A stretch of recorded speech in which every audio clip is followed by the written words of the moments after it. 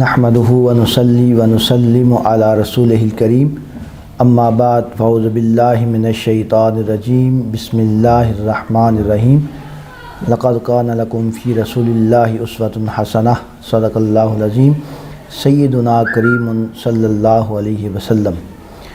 حضور نبی کریم صلی اللہ علیہ وسلم کے کمالات و صفات کا ذکر کرنے کے بعد رسالت مآب صلی اللہ علیہ وسلم کے ان ارشادات کا ذکر ہے جن کے مطابق اگر اسلامی معاشرہ منظم کر لیا جائے تو یہ معاشرہ بغض و کینہ اور جیسی دیگر بے شمار قباحتوں سے بچ جائے گا اور معاشرے کا ہر فرد محبت، اخوت اور خلوص و ایثار جیسے خوبصورت جذبات سے معطر ہو جائے گا اور یہ معاشرہ رشک فردوس معاشرہ بن جائے گا۔ تو آج کے اس درس کا عنوان ہے آداب معاشرت۔ ضیاء un نبی شریف کی جلد پنجم ہے اور یہ صفحہ 507 سے یہ موضوع شروع ہو رہا ہے اور اس میں زندگی کے آداب ہیں، معاشرے میں رہن سہن کے آداب ہیں، چلنا پھرنا، کھانا پینا، اٹھنا بیٹھنا اور زندگی کی مختلف اقدار ہمیں کس طرح بسر کرنی چاہیے، اور حضور نبی کریم علیہ الصلوۃ والسلام کی اپنی ذات برکات سے اس کا مثال اور نمونہ ہمارے سامنے موجود ہے۔ اور عنوان جو پہلا حضور الامت رحمۃ اللہ تعالی علیہ نے دیا ہے وہ ہے سیرت نبوی کے چند رہنما اصول، اور اس میں جو پہلا عنوان قائم کیا ہے وہ ہے اذن طلب کرنا اور سلام کرنا، یعنی کسی کے گھر میں جانے سے پہلے اجازت طلب کی جائے اور سلام کیا جائے۔ حجۃ الوداع کے خطبہ میں رحمت عالم صلی اللہ علیہ وسلم نے حقوق انسانی کے تقدس کا جو نظریہ بیان کیا، حقوق انسانی کے علمبرداروں کے دساتیر میں اس کی مثال نہیں مل سکتی۔ آپ صلی اللہ علیہ وسلم نے ارشاد فرمایا، ہر مومن کی جان، مال اور اس کی آبرو ہر مسلمان پر حرام ہے۔ تو یہ ایک جامع بیان ہے، جامع اصول ہے جو ایک انسان کی تقدس کی، اس کی جان، مال اور آبرو کی تقدس کی ضمانت دیتا ہے۔ عزت و ناموس کے تقدس کی حفاظت کی خاطر سب سے پہلا حکم یہ ارشاد فرمایا کہ دوسروں کے گھروں میں بغیر اجازت داخل نہ ہو۔ اس زمانے میں گھروں کے سامنے پردہ لٹکانے کا رواج نہ تھا اور خود رحمت عالم صلی اللہ علیہ وسلم دروازے کے سامنے آنے کی بجائے گھر کے دائیں یا بائیں جانب دیوار کے ساتھ آگے بڑھتے ہوئے اہل خانہ کو سلام کرتے، اگر اجازت ملتی تو اندر تشریف لاتے ورنہ آپ واپس تشریف لے جاتے۔ تو یہ ایک وہ اصول ہے جو خود سرکار دو عالم صلی اللہ علیہ وسلم نے اپنی سنت سے قائم کیا ہے کہ بالکل دروازے کے سامنے آ کر آپ اجازت طلب نہ کرتے بلکہ دیوار کے ساتھ یا دائیں طرف سے چلتے ہوئے یا بائیں طرف سے چلتے ہوئے تشریف لاتے اور اس طرح اجازت طلب کرتے۔ اور اذن طلب کرنے کا جو طریقہ ہے وہ بھی بیان ہوا۔ ایک شخص یوں اذن طلب کرنے لگا، کیا میں داخل ہو جاؤں؟ آپ صلی اللہ علیہ وسلم نے خادم کو اذن کا صحیح طریقہ بتانے کے لیے بھیجا، اسے کہو اذن طلب کرنے لگو تو کہو السلام علیکم، کیا میں داخل ہو سکتا ہوں؟ اس نے یہ جملہ سن لیا اور یوں ہی عرض کیا تو آپ صلی اللہ علیہ وسلم نے اسے اجازت دے دی۔ حضرت جابر رضی اللہ عنہ فرماتے ہیں کہ میری دستک کے جواب میں آواز آئی، کون؟ میں نے کہا میں ہوں، تو حضور صلی اللہ علیہ وسلم کو یہ جواب پسند نہ آیا اور خود باہر تشریف لا کر فرمایا کہ جب پوچھا جائے کون تو میں نہ کہو بلکہ اپنا نام بتاؤ۔ حضرت انس رضی اللہ تعالیٰ عنہ سے مروی ہے کہ ایک بدو کواڑ کے تختوں کے سوراخ سے جھانک رہا تھا اور دروازہ کھولنے کا مطالبہ کیا، تو جو دروازے کے دو کواڑ ہوتے ہیں اس کے درمیان میں جو سوراخ ہوتا ہے اس سے جھانک کر اس نے اجازت طلب کی، تو حضور صلی اللہ علیہ وسلم تیر لے کر آئے تاکہ اس کی آنکھ پھوڑ دیں، لیکن وہ فرار ہو گیا۔ آپ صلی اللہ علیہ وسلم نے فرمایا اگر تو یہاں کھڑا رہتا تو میں تیری آنکھ پھوڑ دیتا۔ پتہ چلا کہ اصل پردہ تو دیکھنے کا ہوتا ہے، اگر کسی کے گھر میں جھانک کر دیکھ لیا تو پھر اذن لینے کا اور اجازت لینے کا مقصد ہی ختم ہو جاتا ہے۔ تو یہ چار دیواری کا تقدس ہے اور ہر شخص اس کے بارے میں بڑا حساس اور غیرت کا مظاہرہ کرنے والا ہوتا ہے، اور حضور نبی کریم علیہ الصلوۃ والسلام کی شان اور آپ کا حرم مبارک اور آپ کا گھر تو بہت بابرکت ہے اور بڑا مقدس ہے، اس لیے آپ صلی اللہ علیہ وسلم نے یہ اقدام فرمایا۔ سلام دینے کی فضیلت ہے، سورہ نور کی آیات 27 اور 61 میں سلام دینے کی فضیلت بیان کی گئی ہے۔ ارشاد باری تعالیٰ ہے، اے ایمان والو نہ داخل ہوا کرو دوسروں کے گھروں میں اپنے گھروں کے علاوہ جب تک تم اجازت نہ لے لو اور سلام نہ کر لو ان گھروں میں رہنے والوں پر، اور سورۃ النساء کی آیت نمبر 86 میں سلام کا جواب دینے کا طریقہ بتایا گیا ہے۔ ایک تو یہ ہے کہ خود سلام کرنا اور ایک ہے سلام کا جواب دینا، ارشاد الہی ہے۔ اور جب سلام دیا جائے تو تم میں کسی لفظ دعا سے تو سلام دو تم ایسے لفظ سے جو بہتر ہو اس سے، یا کم از کم دہرا دو وہی لفظ۔ تو سلام کا جواب دینے کے لیے انسان کو چاہیے کہ کم از کم جن الفاظ کے ساتھ سلام کیا گیا ہے انہی کو دہرا دے، بہتر تو یہ ہے کہ اس سے بھی اچھے الفاظ سے سلام دیا جائے۔ سلام دینے کے متعلق جو آپ نے حدیث لکھی ہیں اس کی فضیلت کے بارے میں وہ صفحہ نمبر 510 اور 11 پر دیکھی جا سکتی ہیں۔ حضرت عبداللہ بن عمر بن العاص رضی اللہ تعالیٰ عنہ کی روایت سے اسلام کی بہترین چیزوں کے متعلق یہ حدیث مروی ہے کہ حضرت عمر بن عاص رضی اللہ تعالیٰ عنہ سے روایت ہے کہ حضور نبی کریم علیہ الصلوۃ والسلام نے اسلام کی بہترین چیزوں کے بارے میں ارشادات فرمائے، اور ان میں سے یہ ہے کہ تم کھانا کھلاؤ مسکینوں کو اور سلام کرو ہر شخص کو، خواہ اسے جانتے ہو یا نہیں جانتے۔ حضرت براء بن عازب رضی اللہ تعالیٰ عنہ سے ان 7 کاموں کے متعلق حدیث مروی ہے جن کے کرنے کا حکم نبی مکرم صلی اللہ علیہ وسلم نے ارشاد فرمایا کہ 7 کام کرنے چاہیے، کسی کی بیمار پرسی کرنا، جنازے میں شامل ہونا، چھینکنے والے کا جواب دینا، کمزور کی مدد کرنا، مظلوم سے تعاون کرنا، سلام کو پھیلانا، قسم کھانے والے کی قسم کو پورا کرنا۔ تو اس موضوع میں جو سلام کو پھیلانا ہے یہ ہمارے پیش نظر ہے۔ حضرت ابو ہریرہ رضی اللہ تعالیٰ عنہ سے حدیث مروی ہے، کیا میں تم کو ایسی چیز نہ بتاؤں جس پر تم عمل کرو تو ایک دوسرے سے محبت کرنے لگو گے؟ فرمایا اپنے درمیان سلام کو پھیلایا کرو، یعنی زیادہ سے زیادہ السلام علیکم ورحمۃ اللہ وبرکاتہ ایک دوسرے کو یہ کہا کرو، تو اس سے محبت پھیلتی ہے۔ حضرت عبداللہ بن سلام رضی اللہ تعالیٰ عنہ سے حدیث مروی ہے، سلام کو عام کرو، مسکینوں کو کھانا کھلاؤ اور نماز پڑھو جب لوگ سو رہے ہوں، تم سلامتی کے ساتھ جنت میں داخل ہو جاؤ گے۔ تو یہ 3 کام کرنے کا حکم دیا اور اس میں جنت کی بشارت دے دی۔ ان میں سے ایک ہے سلام کو عام کرنا، زیادہ سے زیادہ السلام علیکم کہنا۔ حضرت طفیل بن ابی بن کعب سے مروی ہے کہ وہ حضرت عبداللہ بن عمر رضی اللہ عنہ کے پاس جاتے تو وہ ان کو ساتھ لے کر بازار کی طرف چل پڑتے، بازار صرف سلام کی غرض سے جایا کرتے۔ تو یہ ہے جو حضور نبی کریم علیہ الصلوۃ والسلام نے سلام کو عام کرنے کا حکم دیا، حضرت عبداللہ بن عمر رضی اللہ تعالیٰ عنہ اس پر اس طرح عمل کیا کرتے۔ سلام دینے کے آداب کیا ہیں؟ آپ صلی اللہ علیہ وسلم جب سلام فرماتے تو 3 مرتبہ السلام علیکم کہتے تاکہ جس کو سلام کہا جا رہا ہے وہ سن بھی لے اور سمجھ بھی لے۔ آپ صلی اللہ علیہ وسلم جب کم سن بچوں کے پاس سے گزرتے تو انہیں بھی سلام فرماتے۔ حضرت اسماء بنت یزید رضی اللہ عنہا سے مروی ہے کہ حضور صلی اللہ علیہ وسلم ہم خواتین کے پاس سے گزرے تو ہمیں ہاتھ کے اشارے سے سلام فرمایا۔ جب آپ صلی اللہ علیہ وسلم کی بارگاہ میں کسی کی طرف سے سلام پیش کیا تو آپ صلی اللہ علیہ وسلم علیکہ و علیہ السلام فرماتے۔ تو کوئی جب آپ کی بارگاہ میں سلام پیش کرتا تو اس کا جواب آپ یوں فرماتے کہ تجھ پر بھی اور اس پر بھی سلامتی ہو۔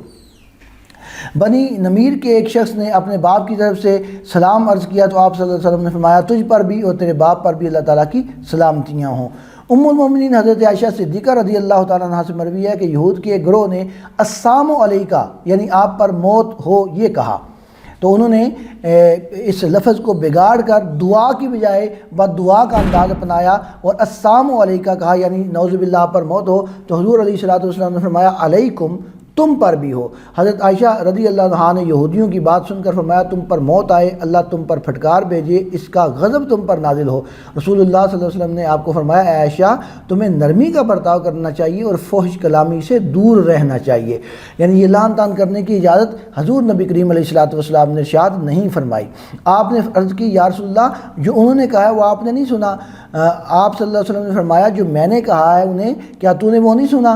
میں نے وہی چیز ان کی طرف لوٹا دی ہے، جو میں نے کہا ہے وہ اللہ کی بارگاہ میں قبول ہوگا، جو انہوں نے کہا ہے وہ مسترد ہو جائے گا۔ حضرت ابو ہریرہ رضی اللہ عنہ سے مروی ہے کہ مشرکین میں سے کسی نے حضور صلی اللہ علیہ وسلم کی طرف عریضہ لکھا، درخواست پیش کی تو اس میں سلام لکھا، آپ صلی اللہ علیہ وسلم نے بھی اس کے سلام کا جواب دے دیا۔ کسی فاسق کے سلام کا جواب نہ دینا جو گناہ کا ارتکاب کر رہا ہو۔ حضرت کعب بن مالک رضی اللہ عنہ سے غزوہ تبوک میں شامل نہ ہونے کی غلطی سرزد ہوئی۔ یہ 3 صحابہ کرام تھے جو شامل نہ ہو سکے اور پھر ان کے ساتھ ایک مقاطعہ کر دیا گیا، بائیکاٹ کر دی گئی، یہ بڑے پریشان رہے، تو اس میں حضرت کعب بن مالک رضی اللہ تعالیٰ عنہ بھی شامل ہیں۔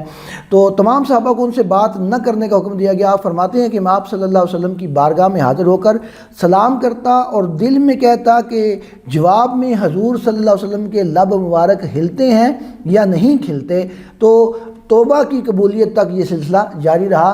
تو گویا اس غزوہ میں شرکت نہ کرنا ایک فسق تھا، ایک گناہ تھا، جس کی بنا پر ایک فاسق کے جو ہے وہ سلام کا جواب نہ دینے کی ہمیں ایک یہاں سے ایک سنت ملتی ہے۔ پھر ان کی توبہ قبول ہو گئی اور اللہ تعالیٰ نے انہیں معاف فرما دیا، اور وہ ویسے بھی صحابیت کے درجے پر فائز ہیں، اس لیے ہمیں ایسی بات زیب نہیں دیتی کہ ہم ان کے بارے میں کوئی بات کریں، لیکن امت کی تعلیم کے لیے یہ چیز موجود ہے۔ حضرت عبداللہ بن عمر رضی اللہ تعالیٰ عنہ سے مروی ہے کہ ایک شخص نے 2 سرخ کپڑے پہنے ہوئے تھے، آپ صلی اللہ علیہ وسلم نے اس کے سلام کا جواب نہ دیا۔ حضرت عمار بن یاسر رضی اللہ تعالیٰ عنہ کہتے ہیں کہ میرے ہاتھ پھٹنے کی وجہ سے میرے گھر والوں نے زعفران کا لیپ کر دیا۔ صبح جب میں نے بارگاہ رسالت میں سلام عرض کیا تو آپ صلی اللہ علیہ وسلم نے نہ جواب دیا نہ مرحبا فرمایا، بلکہ لیپ دھونے کا حکم دیا۔ میں نے لیپ دھو کر سلام کیا تو آپ صلی اللہ علیہ وسلم نے جواب دیا اور مرحبا بھی فرمایا۔ حضرت ابو ہریرہ رضی اللہ تعالیٰ عنہ سے مروی ہے کہ ایک شخص بحرین سے واپس آیا، اس نے سونے کی انگوٹھی پہنی تھی اور ریشمی جبہ اوڑھا ہوا تھا۔ آپ صلی اللہ علیہ وسلم نے اس کے سلام کا جواب نہ دیا۔ وہ از حد مغموم ہوا اور اپنی زوجہ کو بتایا۔ اس نیک بخت خاتون نے اسے کہا، حضور صلی اللہ علیہ وسلم نے سونے کی انگوٹھی اور ریشمی جبہ دیکھ کر جواب نہیں دیا۔ زوجہ کے کہنے پر وہ یہ چیزیں اتار کر حاضر ہوا تو آپ صلی اللہ علیہ وسلم نے جواب دیا اور فرمایا، ابھی تم میرے پاس آئے تھے اور میں نے تمہاری طرف توجہ نہیں کی تھی کیونکہ اس وقت تمہارے ہاتھ میں چنگاری تھی۔ تو گویا سونے کی انگوٹھی کو پہننا یہ ہاتھ میں چنگاری کے مترادف ہے۔ کسی کی طرف سے کسی کو سلام پہنچانا۔ حضرت ابو ہریرہ رضی اللہ تعالیٰ عنہ سے یہ حدیث مروی ہے کہ حضرت جبریل علیہ السلام نے حضور صلی اللہ علیہ وسلم سے عرض کی کہ وہ حضرت خدیجہ رضی اللہ عنہا کو ان کے رب کی طرف سے اور میری طرف سے سلام پہنچا دیں اور انہیں جنت میں ایک محل کی خوشخبری دیں جو موتیوں سے بنا ہوگا، جس میں نہ شور ہوگا نہ تھکاوٹ ہوگی۔ تو یہ ہے کسی کو سلام پہنچانے کی سنت کہ حضرت جبریل علیہ السلام حضور علیہ السلام کی بارگاہ میں عرض کر رہے ہیں کہ میری طرف سے اور اللہ کی طرف سے ام المومن حضرت خدیجہ رضی اللہ تعالیٰ عنہا کو سلام پہنچا دے۔ جب کوئی شخص آئے اور سلام نہ کرے۔ فتح مکہ کے موقع پر حضرت کلدہ حضرت صفان بن امیہ کی طرف سے دودھ اور سبزیاں لے کر حاضر ہوئے۔ کلدہ کہتے ہیں میں نے نہ سلام عرض کیا نہ اجازت طلب کی۔ آپ صلی اللہ علیہ وسلم نے حکم دیا چلے جاؤ، پھر لوٹو اور پہلے یہ عرض کرنا السلام علیکم، کیا مجھے داخل ہونے کی اجازت ہے؟ اس وقت صفا بن امیہ مسلمان ہو چکے تھے۔ تو اس شخص نے سلام عرض نہ کیا تو آپ نے اس کی تربیت فرمائی، اسے واپس بھیجا، وہ سلام اس نے کیا اور اجازت طلب کر کے پھر واپس آیا۔ تو یہ بھی سنت ہے، اگر کوئی شخص آئے اس طرح سلام نہ کرے تو اسے واپس بھیجا جا سکتا ہے اور کہا جا سکتا ہے کہ سلام کر کے آؤ۔ تو یہ بھی حضور نبی کریم علیہ السلام کی سنت ہے اور آداب معاشرت میں سے ہے۔ ایک روز حضور نبی کریم صلی اللہ علیہ وسلم کچھ صحابہ کے ساتھ حضرت سعد بن عبادہ رضی اللہ عنہ ہو کے ہاں تشریف لے گئے اور 3 مرتبہ آپ نے سلام فرمایا لیکن کوئی جواب نہ آیا۔ تو آپ صلی اللہ علیہ وسلم نے فرمایا جو ہم پر لازم تھا ہم نے ادا کر دیا۔ پھر جب حضور صلی اللہ علیہ وسلم واپس مڑے تو حضرت سعد رضی اللہ تعالیٰ نے اجازت دی اور عرض کی یا رسول اللہ، اس ذات کی قسم جس نے آپ کو حق کے ساتھ مبعوث فرمایا ہے، جتنی بار بھی حضور نے سلام فرمایا میں نے سنا اور آہستہ جواب دیا، لیکن بظاہر خاموشی اختیار کی کہ حضور صلی اللہ علیہ وسلم کے بار بار سلام فرمانے سے مجھے اور میرے اہل خانہ کو برکتیں نصیب ہوں۔ تو یہ صحابہ کرام کے طریقے سے اور ان کے اس عمل سے ہمیں پتہ چلتا ہے کہ حضور نبی کریم علیہ السلام کے ساتھ کس قدر انہیں محبت تھی اور آپ علیہ السلام کی طرف سے جو بھی انہیں ملتا وہ اسے برکت اور سعادت سمجھا کرتے تھے۔ جہاں ایک آدمی جاگ رہا ہو اور دوسرا آدمی اس کے پاس ہی سویا ہو، اسے سلام کرنے کا طریقہ کیا ہے؟ حضرت مقداد بن اسود رضی اللہ عنہ فرماتے ہیں کہ رسول اللہ صلی اللہ علیہ وسلم کبھی رات کے وقت تشریف فرما ہوتے تو اس طرح سلام فرماتے کہ جو جاگ رہا ہے وہ سن لے اور جو سو رہا ہے اس کی آنکھ نہ کھلے۔ یہ حضور نبی کریم علیہ السلام کا اتنا خوبصورت انداز ہے کہ ہر ایک کا خیال رکھنے والے سرکار دو عالم صلی اللہ علیہ وسلم ہے۔ مصافحہ، معانقہ اور تقبیل یعنی دست بوسی اور قدم بوسی کے حوالے سے آداب۔ حضرت بھیرہ بن عازب رضی اللہ تعالیٰ عنہ سے یہ حدیث مروی ہے، جب بھی 2 مسلمان آپس میں ملاقات کرتے ہیں اور ایک مسلمان دوسرے کو سلام کہتا ہے اور اس کا ہاتھ پکڑ لیتا ہے اور محض اللہ کے لیے اس کا ہاتھ پکڑتا ہے تو ان کے جدا ہونے سے پہلے ان کے سارے گناہ معاف کر دیے جاتے ہیں۔ تو یہ چھوٹے چھوٹے کام ہیں جن کی تعلیم حضور نبی کریم علیہ السلام نے ارشاد فرمائی ہے اور اس نے میں ہمارے گناہوں کا کفارہ رکھ دیا ہے۔ حضرت حذیفہ رضی اللہ تعالیٰ فرماتے ہیں کہ حضور صلی اللہ علیہ وسلم جب کسی صحابی سے ملتے تو اس پر ہاتھ پھیرتے اور اس کے لیے دعا فرمایا کرتے۔ ایک شخص نے حضرت حذیفہ رضی اللہ تعالیٰ عنہ سے پوچھا کہ تم لوگ جب حضور صلی اللہ علیہ وسلم سے ملاقات کرتے تھے تو کیا آپ صلی اللہ علیہ وسلم مصافحہ بھی فرمایا کرتے تھے؟ اور حضرت حذیفہ رضی اللہ تعالیٰ عنہ وہ ہیں جنہیں حضور علیہ الصلوۃ والسلام نے خاص راز ارشاد فرمائے تھے۔ تو جب اس شخص نے پوچھا تو آپ نے فرمایا اگر وہ حضور کے رازوں میں سے بات نہ ہوئی تو میں تمہیں بتاؤں گا۔ تو اس نے یہ پوچھا کہ کیا آپ صلی اللہ علیہ وسلم مصافحہ فرمایا کرتے تھے؟ آپ نے فرمایا جب بھی مجھے شرف ملاقات نصیب ہوا تو آپ صلی اللہ علیہ وسلم نے میرے ساتھ مصافحہ فرمایا۔ ایک دفعہ حضور صلی اللہ علیہ وسلم نے مجھے یاد فرمایا، میں فوراً حاضر ہو گیا۔ اس وقت حضور صلی اللہ علیہ وسلم چارپائی پر استراحت فرما تھے۔ آپ صلی اللہ علیہ وسلم نے مجھے گلے لگا لیا۔ گویا کسی سے معانقہ کرنا، گلے لگا لینا، یہ مصافحہ سے بھی زیادہ پسندیدہ عمل ہے۔ دست بوسی اور قدم بوسی، اس کے بارے میں بھی روایات ملتی ہیں۔ حضرت صفوان بن اسال رضی اللہ تعالیٰ سے مروی ہے کہ یہودیوں کے ایک وفد جو ہے وہ یہودیوں کا ایک وفد حاضر خدمت ہوا تو اس نے آپ صلی اللہ علیہ وسلم کی دست بوسی کی اور قدم بوسی بھی کی، ہاتھ مبارک بھی چومے اور پاؤں مبارک بھی چومے۔ حضرت ابو ہریرہ رضی اللہ تعالیٰ عنہ فرماتے ہیں کہ آپ صلی اللہ علیہ وسلم نے حضرت حسن بن علی رضی اللہ تعالیٰ عنہما کو بوسہ دیا۔ تو بچوں کو پیار اور شفقت سے چومنا یہ بھی سرکار دو عالم صلی اللہ علیہ وسلم کی سنت ہے۔ حضرت عائشہ رضی اللہ تعالیٰ عنہ فرماتی ہیں کہ حضرت سیدہ خاتون جنت رضی اللہ تعالیٰ عنہ جب حاضر خدمت ہوتی تو آپ صلی اللہ علیہ وسلم ان کے استقبال کے لیے کھڑے ہو جاتے، مرحبا فرماتے، ان کو بوسہ دیتے، اپنے پاس بٹھا لیتے، اور جب آپ صلی اللہ علیہ وسلم ان کے گھر تشریف لے جاتے تو سیدہ رضی اللہ تعالیٰ عنہ کا بھی یہی معمول ہوتا، وہ بھی اسی انداز میں آپ کا استقبال کیا کرتی۔ حضرت واضح بن عامر رضی اللہ تعالیٰ عنہ فرماتے ہیں کہ ہم نے حضور صلی اللہ علیہ وسلم کے دونوں مبارک ہاتھوں کو پکڑا، انہیں بوسے دیے اور پھر حضور صلی اللہ علیہ وسلم کے قدمین شریفین چومنے لگے۔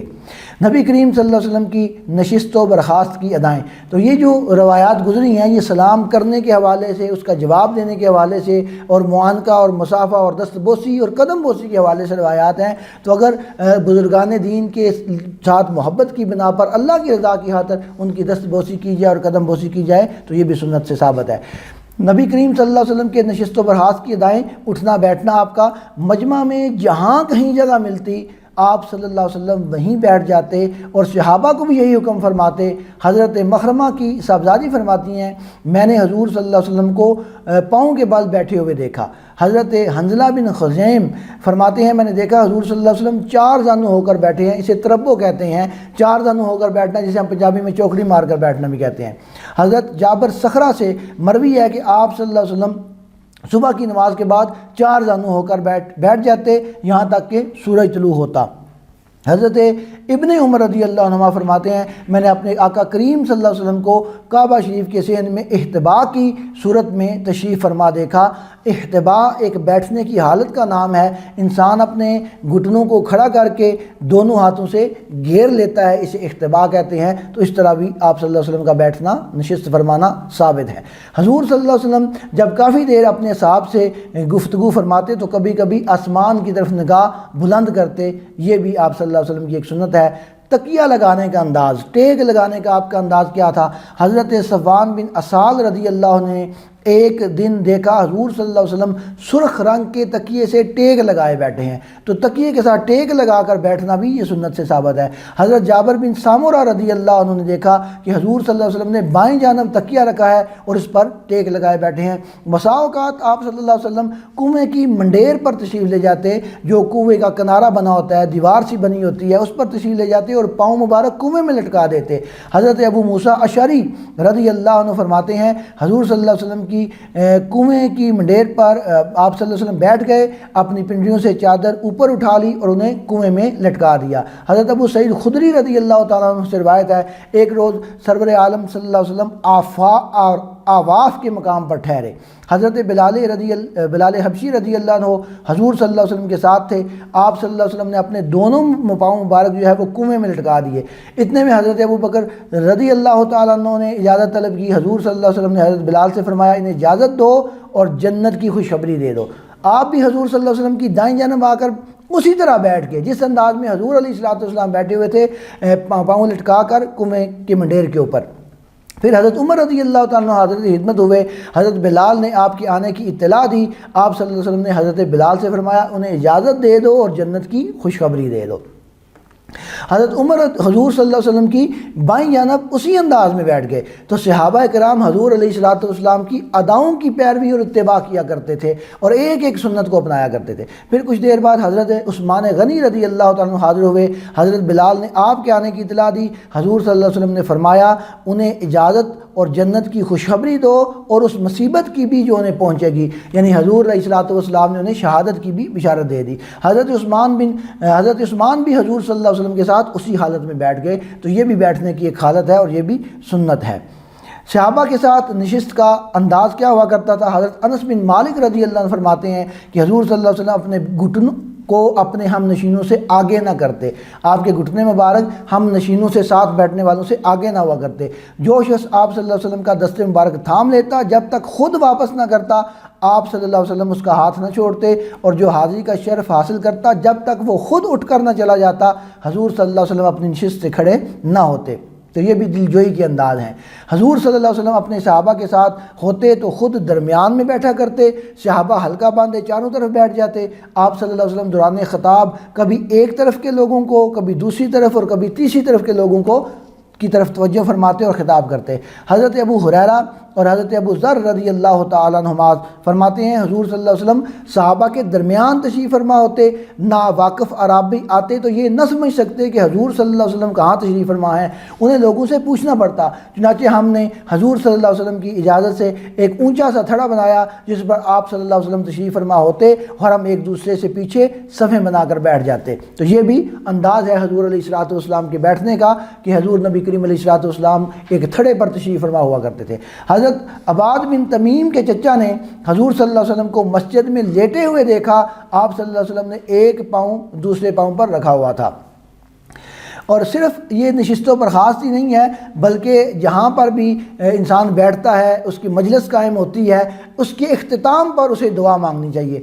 مجلس کے اختتام پر دعا، حضرت ابن عمر رضی اللہ عنہ فرماتے ہیں حضور صلی اللہ علیہ وسلم مجلس کے اختتام پر ان پاکیزہ کلمات سے دعا مانگتے، اے اللہ ہمیں اپنا وہ خوف عطا فرما جو ہمارے اور نافرمانیوں کے درمیان رکاوٹ بن جائے، اور اس اطاعت کی توفیق عطا فرما جس کی وجہ سے تو ہمیں اپنی جنت میں پہنچا دے، ایسی قوت عطا فرما جو دنیاوی مصیبتوں کو ہمارے لیے آسان کر دے، جب تک ہمیں زندہ رکھے ہماری قوت سماعت، بینائی اور بطنی طاقت سے ہمیں متمتع فرما اور اس کو ہمارا وارث بنا، جو ہم پر ظلم کرے اس سے ہمارا انتقام لے، جو ہم سے عداوت رکھتے ہیں ان کے خلاف ہمیں مدد دے، ہماری مصیبت ہمارے دین میں نہ بنا، دنیا کو ہماری سب سے بڑی مصیبت نہ بنا، اور یہ کہ ہماری علم کی رسائی صرف دنیاوی امور تک نہ ہو، اور یا اللہ ایسے دشمن کو ہم پر مسلط نہ کر جو ہم پر رحم نہ کرے۔ یہ دعا حضور العلوم رحمۃ اللہ لکھتے ہیں کہ ہر مسلمان کو یاد ہونی چاہیے اور وہ محفل کے اختتام پر اسے پڑھے۔ حضور صلی اللہ علیہ وسلم کا مجلس میں قیام، آپ صلی اللہ علیہ وسلم کا قیام مجلس سے جب آپ اٹھتے جانے کے لیے تو دو طرح کا ہوتا، یا تو آپ صلی اللہ علیہ وسلم اس کے بعد اسی جگہ لوٹ کر واپس آتے، یا مجلس برخاست ہونے کا اعلان ہوتا، یعنی جب حضور علیہ الصلوۃ والسلام کسی مجلس سے آپ کھڑے ہوتے تو پھر یا تو آپ نے واپس آنے کے لیے کھڑے ہونا ہوتا تھا یا یہ اس بات کا اعلان ہوتا تھا کہ اب مجلس برخاست ہو گئی ہے۔ حضرت ابو درداء رضی اللہ عنہ فرماتے ہیں ہم حضور صلی اللہ علیہ وسلم کے گرد حلقہ باندھ کر بیٹھے تھے، اگر آپ صلی اللہ علیہ وسلم قیام کے بعد اس مجلس میں واپس ہونے کا ارادہ کرتے تو اپنی نالین مبارک باہر ہی رکھاتے، یا کوئی اور چیز جو حضور صلی اللہ علیہ وسلم کے پاس ہوتی وہ مجلس سے باہر رکھ دیتے، جس سے آپ صلی اللہ علیہ وسلم کے ارادے پر آگاہی ہو جاتی کہ آپ واپس تشریف لائیں گے۔ جس قیام سے مجلس برخاست کرنا مقصود ہوتا اس سے پہلے آپ صلی اللہ علیہ وسلم یہ دعا مانگا کرتے، اے اللہ تو ہر شریک اور ہر عیب سے پاک ہے اور ہم تیری حمد کرتے ہیں، اور میں گواہی دیتا ہوں کہ تیرے بغیر اور کوئی معبود نہیں، میں تجھ سے مغفرت طلب کرتا ہوں اور تیری جناب میں توبہ کرتا ہوں۔ حضرت برزہ رضی اللہ عنہ سے اس روایت پر یہ اضافہ بھی مروی ہے کہ ایک شخص نے عرض کی یا رسول اللہ، آپ صلی اللہ علیہ وسلم نے ایک ارشاد فرمایا ہے جو پہلے نہیں فرمایا کرتے تھے، کیا یہ کلمات مجلس میں غلطیوں کا کفارہ ہیں؟ حضور صلی اللہ علیہ وسلم نے فرمایا یہ کلمات مجھے جبریل نے سکھائے ہیں، مجلس میں وقوع پذیر ہونے والی ساری خطاؤں کا یہ کفارہ ہیں۔ یہ مکمل حدیث صفحہ نمبر 223 پر موجود ہے۔ حضرت ام المومنین عائشہ صدیقہ رضی اللہ تعالیٰ عنہا فرماتی ہیں حضور صلی اللہ علیہ وسلم جب کسی مجلس میں تشریف ما ہوتے یا نماز ادا کرتے تو کچھ کلمات ارشاد فرماتے. میں نے ان کلمات کے بارے میں پوچھا تو حضور صلی اللہ علیہ وسلم نے ارشاد فرمایا وہ کلمات یہ ہیں سبحانک اللہم و بحمدک لا الہ الا انت استغفرک و اتوب الیک. پھر فرمایا مجلس کے اختتام پر جو یہ کلمات کہے جتنی خطائیں اس سے سرزد ہوئی ہیں وہ سب بخش دی جائیں گی. تو یہ چھوٹی سی دعا ہے، یہ ہمیں یاد کر لینی چاہیے تاکہ جب بھی ہم گھر میں بیٹھتے ہیں، اپنے اہل خانہ کے ساتھ بیٹھتے ہیں یا باہر دوستوں کے ساتھ بیٹھتے ہیں، کہیں بھی ہماری مجلس ہوتی ہے تو آخر میں یہ دعا پڑھ لیں، اللہ تعالی ہمارے گناہوں کو معاف فرما دیتا ہے. حضور صلی اللہ علیہ وسلم کی رفتار اور اس کی انواع، آپ کے چلنے کا کیا طریقہ تھا. حضرت ابو ہریرہ رضی اللہ تعالیٰ نے فرمایا میں نے حضور صلی اللہ علیہ وسلم سے زیادہ تیز چلنے والا کسی کو نہیں دیکھا. یوں محسوس ہوتا زمین حضور صلی اللہ علیہ وسلم کے سامنے لپٹتی جا رہی ہے. حضور صلی اللہ علیہ وسلم چلتے تو ضعف اور سستی نمایاں نہ ہوتی. آپ صلی اللہ علیہ وسلم چلتے اور ساتھ والے دوڑتے پھر بھی آپ صلی اللہ علیہ وسلم کو نہ پا سکتے. حضرت انس رضی اللہ عنہ فرماتے ہیں جب آپ صلی اللہ علیہ وسلم چلتے تو اپنے عصا پر ٹیک لگاتے. حضرت ابن عباس رضی اللہ عنہ فرماتے ہیں آپ صلی اللہ علیہ وسلم پوری قوت کے ساتھ چلتے.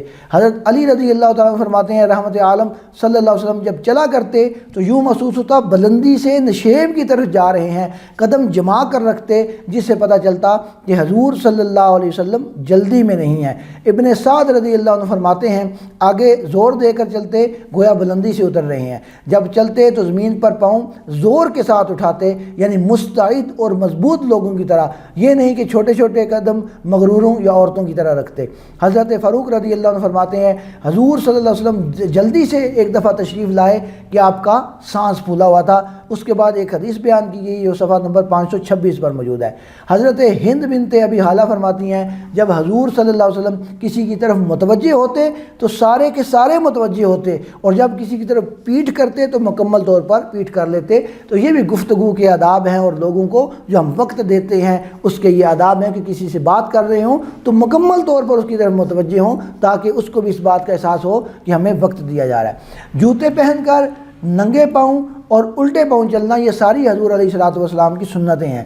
حضرت ابن عمر رضی اللہ عنہ فرماتے ہیں حضور صلی اللہ علیہ وسلم کبھی ننگے پاؤں، کبھی جوتے پہن کر، کبھی پیچھے کی طرف چلتے. حضرت عائشہ رضی اللہ تعالیٰ عنہ فرماتی ہیں ایک روز میں باہر سے آئی، حضور صلی اللہ علیہ وسلم اندر تشریف فرما تھے، دروازہ بند تھا. میں نے دروازہ کھولنے کی درخواست پیش کی. حضور صلی اللہ علیہ وسلم آگے بڑھے، دروازہ کھولا، پھر الٹے پاؤں اپنے مسلے پر پہنچے اور بقیہ نماز مکمل کر لی. تو یہ چھوٹی چھوٹی چیزیں ہیں جو زندگی میں ہمیں پیش آتی ہیں. حضور علیہ الصلوۃ والسلام نے اس پر بھی سنت قائم کر دی ہے. اگر کوئی سنت کی نیت سے ان چیزوں کو اپنائے گا تو اسے ان روزمرہ کے معمولات کا بھی ثواب ملے گا. کبھی چلتے ہوئے کسی صحابی کا ہاتھ اپنے دست مبارک میں آپ پکڑ لیتے. حضرت بریدہ اسلمی رضی اللہ عنہ فرماتے ہیں میں کسی کام کے لیے گھر سے نکلا، اچانک دیکھا کہ سرور عالم صلی اللہ علیہ وسلم آپ تشریف لے جا رہے ہیں. حضور صلی اللہ علیہ وسلم نے میرا ہاتھ پکڑ لیا اور ہم دونوں اکٹھے چلتے رہے.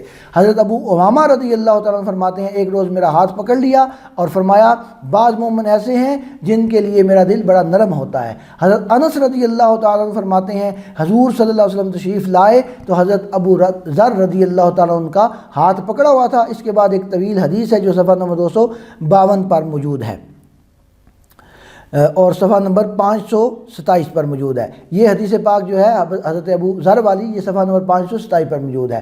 ہادیے انسو جہاں صلی اللہ علیہ وسلم کے آداب خورد و نوش.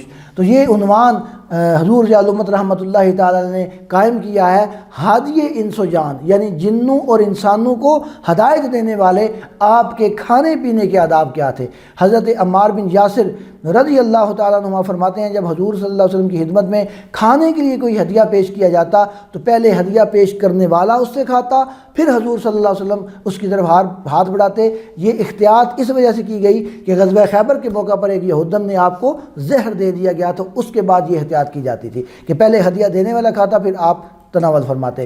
جب سرور عالم صلی اللہ علیہ وسلم کھانا کھانے کے لیے بیٹھتے تو غرور و تکبر کے انداز میں نہیں بلکہ عاجزی کے انداز میں بیٹھتے. حضرت ابو جحیفہ رضی اللہ عنہ فرماتے ہیں آپ صلی اللہ علیہ وسلم نے ایک شخص کو مخاطب کرتے ہوئے فرمایا میں اس حالت میں نہیں کھاتا کہ ٹیک لگائے ہوئے بیٹھا ہوا ہوں.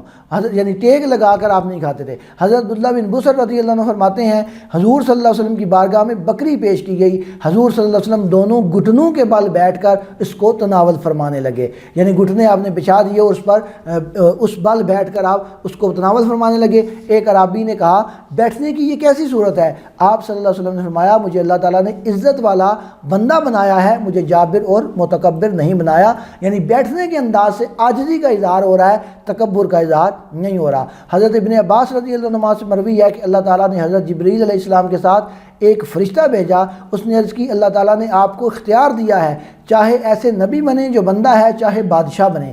سرکار دو عالم صلی اللہ علیہ وسلم نے حضرت جبریل کی طرف دیکھا تو انہوں نے ہاتھ کے اشارے سے ہاتھ کا اشارہ کیا کہ آپ تواضع اختیار فرمائیں، تو حضور صلی اللہ علیہ وسلم نے فرمایا میں ایسا نبی بننا چاہتا ہوں جو اپنے رب کا بندہ ہو۔ اس کے بعد آپ صلی اللہ علیہ وسلم نے کبھی تکیہ لگا کر کھانا نہیں کھایا، ٹیک لگا کر کھانا نہیں کھایا۔ حضرت ابن عمر رضی اللہ عنہ سے مروی ہے کہ پہلا لقمہ تناول فرماتے ہوئے آپ صلی اللہ علیہ وسلم فرماتے اے وسیع مغفرت والے، کبھی آپ صلی اللہ علیہ وسلم کوئی قلیل چیز تکیہ لگا کر بھی تناول فرما لیتے، یعنی کھانا جو باقاعدہ کھایا جاتا ہے وہ تو آپ ٹیک لگا کر نہیں کھاتے، بلکہ چھوٹی سی کوئی تھوڑی سی چیز کھانی ہوتی تو وہ ٹیک لگا کر کھا لیا کرتے۔ حضرت انس رضی اللہ عنہ فرماتے ہیں حضور صلی اللہ علیہ وسلم کو کھجور پیش کی گئی، حضور صلی اللہ علیہ وسلم تکیہ لگائے بیٹھے تھے، اسی حالت میں آپ صلی اللہ علیہ وسلم نے کھجور تناول فرمائی، تو اس میں بھی امت کے لیے ایک سہولت پیدا کر دی کہ انسان سہولت کے ساتھ اپنی زندگی بسر کرے، کہ کھانا کھانا ہے تو پھر بیٹھ کر کھائے، اور اگر ایک چیز چھوٹی سی کھانی ہے تو وہ تکیے کی حالت میں اگر کھا لے تو حرج اس میں نہیں ہے۔ ہوئے کریمانہ عادتیں، حضرت جابر رضی اللہ عنہ فرماتے ہیں سرور عالم صلی اللہ علیہ وسلم جب گوشت پکاتے تو اہل خانہ سے فرماتے شوربہ زیادہ بنانا اور اپنے پڑوسیوں کی خبر گیری کرنا۔ حضرت عائشہ رضی اللہ عنہ فرماتی ہیں حضور صلی اللہ علیہ وسلم کھانے سے پہلے دونوں ہاتھ دھو لیا کرتے۔ حضرت جابر رضی اللہ عنہ سے روایت ہے رسول اللہ صلی اللہ علیہ وسلم نے فرمایا میرے نزدیک پسندیدہ کھانا وہ ہے جس پر بہت زیادہ ہاتھ ہوں، یعنی زیادہ لوگ اس کھانے میں شریک ہوں۔ حضرت عبداللہ بن بصر رضی اللہ عنہ فرماتے ہیں حضور صلی اللہ علیہ وسلم کا پیالہ یعنی پرات نامہ پیالہ جسے غرا کہا جاتا تھا وہ بہت بڑا تھا، اسے 4 آدمی اٹھایا کرتے تھے۔ حضور صلی اللہ علیہ وسلم صحابہ کے ساتھ صبح چاشت کے وقت تک تسبیح و تحمید میں مشغول رہتے کہ نماز پڑھی اور چاشت کے وقت تک تسبیح و تحمید کرتے رہے، پھر اس بڑی پرات کو لایا جاتا، سب صحابہ اور خود نبی کریم صلی اللہ علیہ وسلم بھی اس کے گرد تشریف فرما ہوتے۔ ایک عرابی نے اس سادگی کو دیکھ کر پوچھا یہ کس قسم کا بیٹھنا ہے، کس قسم کی نشست ہے؟ تو حضور صلی اللہ علیہ وسلم نے فرمایا مجھے اللہ تعالیٰ نے عزت والا بندہ بنایا ہے، مجھے جابر اور مغرور نہیں بنایا۔ پھر آپ صلی اللہ علیہ وسلم نے فرمایا پہلے اطراف سے کھانا کھاؤ اور درمیان کی جو چوٹی ہے کھانے کو جب لگایا جاتا ہے تو یوں اس کے ایک چوٹی سی بن جاتی ہے، فرمایا اسے یوں ہی رہنے دو، اطراف سے کھانا کھاؤ، اس میں تمہارے لیے چوٹی میں برکت رکھی گئی ہے۔ پھر حضور صلی اللہ علیہ وسلم نے سب کو کھانے کا اذن دیا۔ گرم کھانے کو ناپسند فرمانا اور کھانے میں پھونک نہ مارنا۔ ام المومنین حضرت جویریہ رضی اللہ تعالیٰ عنہ فرماتی ہیں رسول اللہ صلی اللہ علیہ وسلم سخت گرم کھانے کو ناپسند فرماتے یہاں تک کہ گرمی کی شدت کم ہو جاتی۔ حضرت ابن عباس رضی اللہ عنہ فرماتے ہیں حضور صلی اللہ علیہ وسلم کھانے پینے کی چیز میں پھونک نہیں مارتے تھے۔ چلتے ہوئے کھانا، حضرت ابن عباس رضی اللہ عنہ فرماتے ہیں حضور صلی اللہ علیہ وسلم ایک انصاری کے باغ میں تشریف لے گئے، آپ صلی اللہ علیہ وسلم تازہ کھجوریں بھی کھا رہے تھے، چل بھی رہے تھے۔ حضرت عائشہ رضی اللہ عنہا فرماتی ہیں رسول اللہ صلی اللہ علیہ وسلم کبھی کھڑے ہو کر کبھی بیٹھ کر تناول فرماتے اور دائیں بائیں آتے جاتے۔ بڑے برتن میں کھانا رکھ کر کھانا، تو اگر انسان سہولت کی خاطر ایسا کرتا ہے کہ بسا اوقات بیٹھنے کی جگہ نہیں ہوتی ہو تو کھڑا ہو کر کھا لیتا ہے، تو اس میں بھی سنت حضور علیہ الصلوۃ والسلام نے قائم کر دیا ہے تاکہ امت مشقت میں نہ پڑے۔ بڑے برتن میں کھانا رکھ کر کھانا، حضرت جابر رضی اللہ عنہ فرماتے ہیں حضور صلی اللہ علیہ وسلم میرا ہاتھ پکڑ کر مجھے اپنے کشانہ کی طرف لے گئے، ایک تھال لایا گیا جس میں روٹی کے ٹکڑے تھے، سالن کا پوچھا تو کہا گیا صرف سرکہ ہی موجود ہے۔ حضور صلی اللہ علیہ وسلم نے فرمایا بہترین سالن سرکہ ہے۔ حضرت جابر رضی اللہ عنہ فرماتے ہیں جب حضور نے فرمایا کہ بہترین سالن سرکہ ہے اس کے بعد سے میں سرکہ سے محبت کرنے لگا۔ حضرت اسماء بنت صدیق رضی اللہ عنہ فرماتی ہیں ہجرت کی رات میں نے ایک برتن میں کھانا رکھا اور ایک میں پانی، جب حضور نبی کریم علیہ الصلوۃ والسلام نے ہجرت فرمائی تو سیدھے سیدنا صدیق اکبر رضی اللہ تعالیٰ عنہ کے گھر پہنچی، اور وہاں آپ کے لیے یہ سارا سامان تیار تھا۔ تو آپ کی بیٹی حضرت اسماء بنت ابی بکر رضی اللہ تعالیٰ عنہ وہ فرماتی ہیں کہ میں نے ایک برتن میں کھانا رکھا اور ایک برتن میں نے پانی رکھا، لیکن باندھنے کے لیے کوئی چیز نہ تھی۔ حضرت صدیق رضی اللہ تعالیٰ عنہ سے عرض کی تو آپ نے فرمایا اپنے کمر بند کے 2 حصے کرو، ایک کے ساتھ کھانا باندھو، ایک کے ساتھ مشکیزے کا منہ باندھ دو۔ آپ فرماتی ہیں میں نے ایسا ہی کیا تو مجھے ذُو طاقتین کے لقب سے ملقب فرما دیا گیا۔ تو حضور علیہ الصلوۃ والسلام اپنے غلاموں کی اس قدر دلجوئی فرمایا کرتے تھے کہ ان کے چھوٹے چھوٹے کاموں پر بھی انہیں اس طرح شاباش دیا کرتے تھے۔ جس برتن میں کھانا ہو حضور صلی اللہ علیہ وسلم اس کو ڈھانپنے کی تلقین فرماتے۔ حضرت ابو حمید رضی اللہ عنہ ایک برتن لے آئے جس میں مشروب تھا، حضور صلی اللہ علیہ وسلم نے فرمایا تم اسے ڈھکن سے ڈھانپ دیتے تو کتنا اچھا ہوتا۔ کھانا شروع کرتے وقت بسم اللہ پڑھنا۔ حضور صلی اللہ علیہ وسلم کی خدمت میں جب کھانا پیش کیا جاتا تو آپ صلی اللہ علیہ وسلم بسم اللہ پڑھتے۔ حضرت عائشہ رضی اللہ عنہا سے یہ حدیث مروی ہے اگر تم میں سے کوئی کھانا کھانے لگے تو چاہیے کہ اللہ کا نام لے، اور اگر وہ بھول جائے تو جس وقت بھی یاد آ جائے وہ یہ کہ بسم اللہ اولہ و آخرہ۔ حبشی بن حرب رضی اللہ عنہ فرماتے ہیں ایک دفعہ صحابہ نے عرض کی ہم کھاتے ہیں لیکن سیر نہیں ہوتے، جی نہیں بڑھتا، بھوک نہیں مٹتی۔ حضور صلی اللہ علیہ وسلم نے فرمایا کھانا کھاتے وقت تم الگ الگ ہو جاتے ہو؟ انہوں نے عرض کی ہاں یا رسول اللہ۔ حضور صلی اللہ علیہ وسلم نے فرمایا سب اکٹھے ہو کر کھانا کھایا کرو اور کھانا شروع کرتے وقت اللہ کا نام لیا کرو، اللہ تعالیٰ اس کھانے میں تمہارے لیے برکت ڈال دے گا۔ حضور صلی اللہ علیہ وسلم 3 انگلیوں سے کھانا تناول فرماتے اور کھانے کے بعد انگلیوں کو چوس لیا کرتے، اور ہمیشہ دائیں ہاتھ سے کھاتے اور اسی کا حکم دیتے۔ ایک روایت میں ہے چوسنے کے بعد کپڑے سے صاف کر لیتے، اور کبھی ضرورت کے وقت آپ 4تھی انگلی سے بھی کھانے میں مدد لے لیتے۔ ام المومنین حضرت حفصہ رضی اللہ عنہا فرماتی ہیں حضور صلی اللہ علیہ وسلم دایاں ہاتھ کھانے پینے، وضو کرنے، کپڑے پہننے اور کچھ لینے اور دینے کے لیے استعمال فرماتے، اور اس کے علاوہ باقی کاموں کے لیے آپ بایاں ہاتھ استعمال فرماتے۔ حضرت ابن عمر رضی اللہ عنہ سے یہ حدیث مروی ہے کھاؤ تو دائیں ہاتھ سے، پیو تو دائیں ہاتھ سے، کیونکہ شیطان بائیں ہاتھ سے کھاتا پیتا ہے۔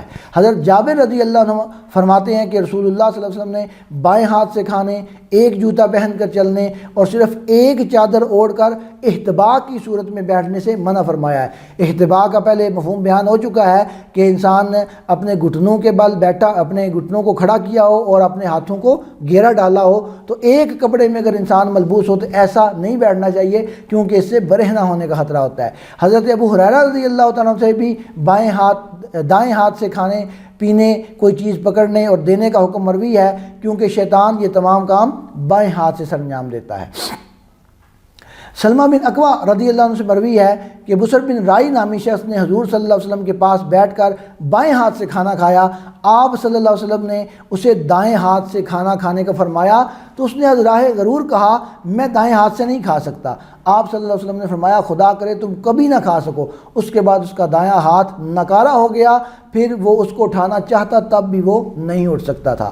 حضرت حمزہ بن عمر الاسلمی رضی اللہ عنہ فرماتے ہیں معلم انسانیت صلی اللہ علیہ وسلم نے مجھے کھانے کا طریقہ سکھاتے ہوئے فرمایا اپنے دائیں ہاتھ سے، اپنے سامنے سے اور اللہ کا نام لے کر کھاؤ۔ حضرت عمر بن ابی سلمہ رضی اللہ عنہ فرماتے ہیں میں 9 عمر تھا، حضور کی تربیت میں تھا، کھانا کھاتے وقت میرا ہاتھ ادھر ادھر گھومتا رہتا، جہاں کوئی ترن والا یا بوٹی نظر آتی میں اچک کر اٹھا لیتا۔ سرکار دو عالم صلی اللہ علیہ وسلم نے میری تربیت کرتے ہوئے فرمایا اے نوجوان پہلے اللہ کا نام لیا کرو دائیں ہاتھ سے اور اپنے سامنے سے کھایا کرو۔ آپ کہتے ہیں اس کے بعد میرا کھانا کھانے کا یہی طریقہ رہا۔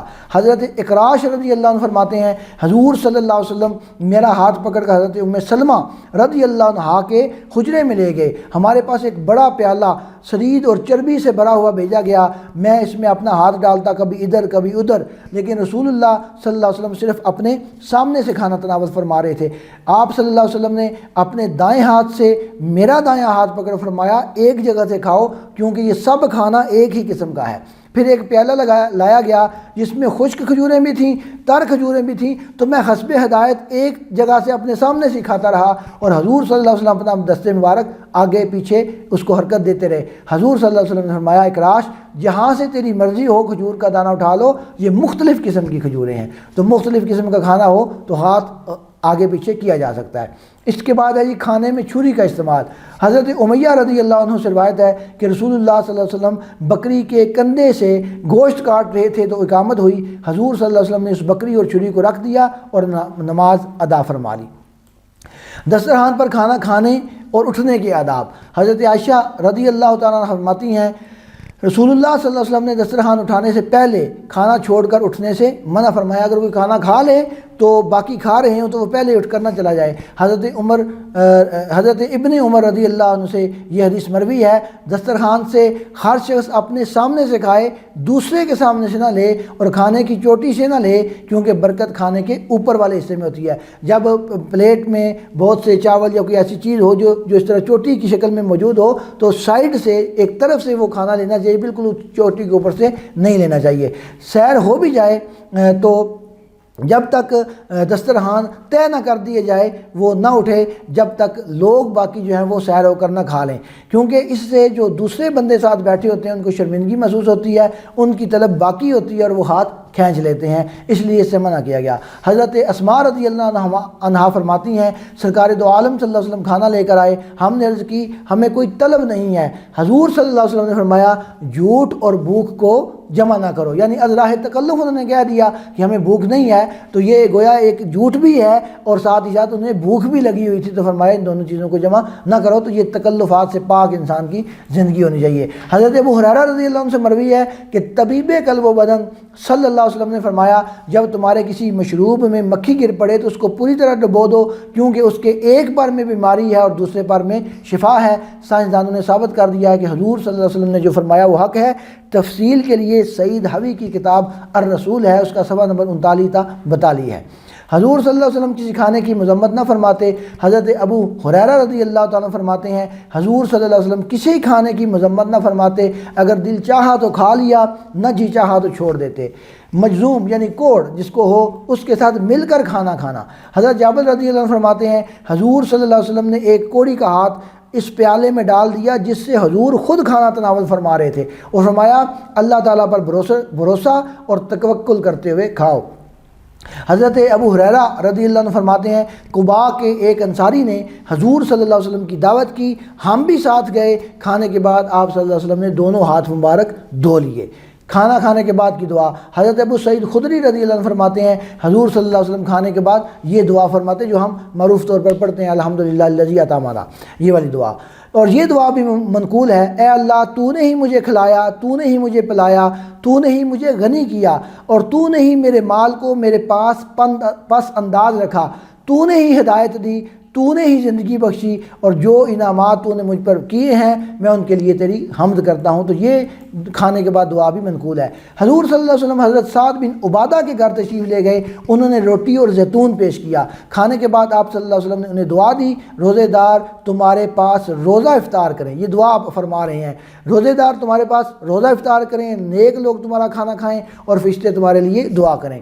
میزبان کے لیے کھانے کے بعد آپ صلی اللہ علیہ وسلم یوں دعا فرمایا کرتے یا اللہ جو رزق تو نے میرے میزبان کو دیا ہے اس میں برکت ڈال، ان کے گناہوں کو معاف فرما اور ان پر رحم فرما۔ تو گویا ہم اگر کسی کے ہاں دعوت پر جائیں تو میزبان کے لیے دعائیں کرنی چاہیے۔ کھانا کھاتے ہوئے آپ کس طرح بیٹھتے؟ علامہ ابن قیم نے لکھا ہے حضور صلی اللہ علیہ وسلم اپنے دونوں گھٹنوں کو زمین پر رکھتے، دو زانو ہو کر بیٹھتے، دونوں گھٹنوں کو زمین پر رکھتے، اور بائیں پاؤں کا جو بطن ہے وہ دائیں پاؤں کی پشت پر رکھتے، یہ تواضع کے لیے آپ ایسا کرتے۔ علامہ مصعب لکھتے ہیں بیٹھنے کی یہی صورت زیادہ نفع بخش ہے کیونکہ اس طرح تمام اعضاء اپنی طبی وضع پر ہوتے ہیں۔ حضرت جابر رضی اللہ عنہ فرماتے ہیں حضور صلی اللہ علیہ وسلم نے میرا ہاتھ پکڑ لیا، ہم حضرت زینب بنت جہش یا حضرت ام سلمہ رضی اللہ عنہما کے حجرے تک پہنچے، حضور صلی اللہ علیہ وسلم اندر تشریف لے گئے، ازواج مطہرات کو پردے کا حکم دیا، پھر مجھے اندر آنے کی اجازت دی، گھر والوں سے کھانے کے متعلق پوچھا، عرض کی گئی جو کہ 3 روٹیاں ہیں وہ روٹیاں پیش کی گئیں، ایک حضور صلی اللہ علیہ وسلم نے اٹھا کر اپنے سامنے رکھی، ایک میرے سامنے رکھی، تیسری روٹی کو آپ نے 2 حصوں میں تقسیم کر لیا، ایک حصہ اپنے سامنے رکھا، ایک میرے سامنے رکھا، تو یہ بھی آداب ہیں۔ تیسری روٹی کو 2 حصوں میں تقسیم کر کے ایک اپنے سامنے رکھ لیا، ایک میرے سامنے رکھ دی۔ حضرت عائشہ رضی اللہ عنہا فرماتی ہیں حضور صلی اللہ علیہ وسلم نے میرے حجرے میں روٹی کا ٹکڑا زمین پر پڑا ہوا دیکھا، اٹھا کر جو مٹی لگی تھی اسے صاف کر کے تناول فرما لیا۔ پھر آپ صلی اللہ علیہ وسلم نے ام المومنین کو یہ پیغام بھیجا اے عائشہ اللہ کی نعمتوں کی ہمسائی کا اچھی طرح حق ادا کیا کرو، اگر نعمتیں کسی اہل خانہ کی طرف سے بھاگ جائیں تو واپس کم ہی لوٹ کر آتی ہیں۔ حضرت عبداللہ بن مہران رضی اللہ عنہ سے یہ حدیث مروی ہے روٹی کی عزت کیا کرو۔ اور جو شخص گرے ہوئے ٹکڑوں کو اٹھا لیتا ہے اللہ تعالیٰ اس کے گناہوں کو معاف فرما دیتا ہے۔ حضرت ام رومان، یہ حضرت صدیق اکبر رضی اللہ تعالیٰ عنہ کی زوجہ محترمہ ہیں، وہ فرماتی ہیں رسول اللہ صلی اللہ علیہ وسلم، حضرت ابو بکر اور حضرت عمر رضی اللہ عنہ جو کا آٹا نہیں چھانتے تھے، ان چھنی روٹیاں ان کے لیے پکا کرتی تھیں۔ وہ پرندے اور جانور جن کا گوشت حضور صلی اللہ علیہ وسلم تناول فرماتے تھے، ایک بکری کا گوشت ہے، ایک دفعہ حضور صلی اللہ علیہ وسلم نے بکری ذبح کرنے کا حکم دیا اور اسے ہمسایوں میں بانٹ دیا۔ حضرت صدیقہ رضی اللہ عنہا نے بکری کا ایک بازو حضور صلی اللہ علیہ وسلم کے لیے رکھ لیا۔ بکری کا یہی گوشت حضور صلی اللہ علیہ وسلم کو پسند بھی تھا۔ جب آپ تشریف لائے تو سیدہ نے عرض کی بکری کا سارا گوشت تقسیم کر دیا ہے، ہمارے پاس صرف ایک بازو رہ گیا ہے۔ معلم انسانیت صلی اللہ علیہ وسلم نے فرمایا سارا باقی رہ گیا ہے، صرف وہ باقی نہیں رہے گا جو تم نے اپنے لیے بچا لیا ہے، یعنی جو صدقہ کر دیا وہی باقی بچا لیا، وہی کام آئے گا، اور جو اپنے لیے رکھا وہ باقی نہیں بچے گا۔ حضرت عائشہ رضی اللہ عنہ فرماتی ہیں حضور صلی اللہ علیہ وسلم کی خدمت میں گائے کا گوشت پیش کیا گیا اور عرض کی گئی بھیرہ لونڈی کے لیے یہ صدقہ بھیجا گیا، آپ کی خادمہ لونڈی تھی بھیرہ، تو ان کے لیے یہ صدقہ بھیجا گیا ہے۔ سرور دو عالم صلی اللہ علیہ وسلم نے حقیقت کو واضح کرتے ہوئے فرمایا جس کسی نے یہ گوشت بھیرہ کو دیا ہے وہ صدقہ ہے، لیکن جب بھیرہ نے ہمیں دیا ہے تو اس کی طرف سے یہ ہدیہ ہے۔ حضرت ابو ہریرہ رضی اللہ تعالیٰ عنہ فرماتے ہیں حضور صلی اللہ علیہ وسلم کو دونوں بازوؤں اور کندھے کا گوشت پسند تھا۔ القدید خشک گوشت کو کہتے ہیں۔ حضرت انس رضی اللہ عنہ فرماتے ہیں حضور صلی اللہ علیہ وسلم کے ساتھ ایک دردی کے گھر میں دعوت پر گیا، اس دردی نے ایک روٹی شوربہ جس میں کدو تھا اور خشک گوشت پیش کیا۔ حضرت عائشہ رضی اللہ عنہ فرماتی ہیں ہم قربانی کے جانوروں کے پائے حفاظت سے رکھ لیتی اور ایک ماہ بعد حضور صلی اللہ علیہ وسلم انہیں پکوا کر تناول فرماتے۔ حضور صلی اللہ علیہ وسلم بکری کا گوشت بھون کر بھی تناول فرمایا کرتے۔ حضرت جابر رضی اللہ عنہ فرماتے ہیں میں نے اپنے باپ کے حکم سے حریرہ، یہ ایک قسم کا حلوہ ہے، وہ بنایا اور حضور صلی اللہ علیہ وسلم کی خدمت میں لے کر گیا۔ آپ صلی اللہ علیہ وسلم نے فرمایا جابر تمہارے ہاتھ میں کیا ہے؟ کیا یہ گوشت ہے؟ میں نے نفی میں جواب دیا۔ واپس آیا اور اپنے باپ کو بتایا تو انہوں نے فرمایا کہ شاید حضور علیہ الصلوۃ والسلام کو گوشت کی رغبت تھی، آپ نے حکم دیا، میرے باپ نے حکم دیا کہ گھریلو بکری ذبح کرو، میں نے بکری ذبح کی، اس کا گوشت بھونا، میرے باپ نے حکم دیا کہ حضور صلی اللہ علیہ وسلم کی بارگاہ میں پیش کرو، میں حاضر خدمت ہوا۔ حضور نبی کریم صلی اللہ علیہ وسلم نے پوچھا کیا لائے ہو؟ میں نے عرض کی بکری کا بھونا ہوا گوشت لایا ہوں۔ حضور صلی اللہ علیہ وسلم نے دعا دیتے ہوئے فرمایا اللہ تعالیٰ تمام انصار کو جزائے خیر عطا فرمائے، خصوصاً عبداللہ بن عمر بن حرام اور سعد بن عبادہ رضی اللہ عنہم کو۔ اونٹ کا گوشت، حضرت جابر رضی اللہ عنہ فرماتے ہیں حضرت علی یمن سے حضور صلی اللہ علیہ وسلم کے لیے قربانی کے 100 اونٹ لائے تھے۔ حضور نبی کریم صلی اللہ علیہ وسلم نے 63 اونٹ اپنے ہاتھ مبارک سے ذبح کیے اور باقی حضرت علی رضی اللہ تعالیٰ نے ذبح کیے۔ ان میں سے ایک اونٹ میں دونوں شریک ہو گئے، پھر ہر قربانی کے اونٹ سے گوشت کا ٹکڑا لیا، پھر ہانڈی میں پکایا۔ حضور صلی اللہ علیہ وسلم نے اور حضرت علی رضی اللہ عنہ نے اس گوشت میں سے تناول فرمایا اور شوربہ پیا۔ سمندر کی مچھلی کا گوشت، حضرت جابر رضی اللہ عنہ فرماتے ہیں ایک غزوے میں جب فاقہ کی شدت انتہا کو پہنچی تو اللہ تعالیٰ نے سمندر سے ایک بہت بڑی مچھلی باہر پھینک دی، اس کا نام نمبر تھا۔ حضرت ابو عبیدہ رضی اللہ تعالیٰ عنہ جو امیر لشکر تھے انہوں نے فرمایا اسے خوب کھاؤ، ہم نے اسے کھایا اور اس کی چربی سے بالوں کو تر کیا۔ اس مچھلی کی اس حدیث میں اور بھی خصوصیات بیان کی گئی ہیں۔ حضرت جابر فرماتے ہیں واپس آ کر ہم نے حضور صلی اللہ علیہ وسلم سے اس کا ذکر کیا تو حضور صلی اللہ علیہ وسلم نے فرمایا یہ رزق جو اللہ تعالیٰ نے تمہارے لیے سمندر سے نکالا تھا اسے مزے سے کھاؤ، اور اگر تمہارے پاس کچھ باقی ہو تو ہمیں بھی کھلاؤ۔ ایک مجاہد نے حضور صلی اللہ علیہ وسلم کی خدمت میں وہ گوشت پیش کیا اور آپ صلی اللہ علیہ وسلم نے اسے بھی تناول فرمایا۔ مکڑی کا گوشت، حضرت عبداللہ بن اوفا فرماتے ہیں ہم نے 6 یا 7 غزووں میں حضور نبی کریم صلی اللہ علیہ وسلم کے ساتھ شرکت کی، ہم وہاں مکڑی کا گوشت کھایا کرتے تھے۔ حضرت انس فرماتے ہیں کہ امہات المومنین مجھے مکڑیاں پکڑنے کے لیے بھیجتی، میں ان کو پکڑ کر لاتا، وہ بھون کر حضور صلی اللہ علیہ وسلم کی خدمت میں پیش کی جاتی اور آپ انہیں تناول فرماتے۔